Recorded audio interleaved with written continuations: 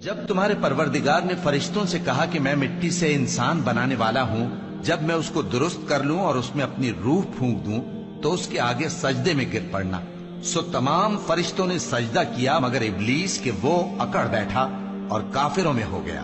اللہ نے فرمایا کہ اے ابلیس، جس شخص کو میں نے اپنے ہاتھوں سے بنایا اس کے آگے سجدہ کرنے سے تجھے کس چیز نے منع کیا؟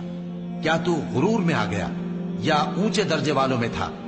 بولا کہ میں اس سے بہتر ہوں کہ تو نے مجھ کو آگ سے پیدا کیا اور اسے مٹی سے بنایا۔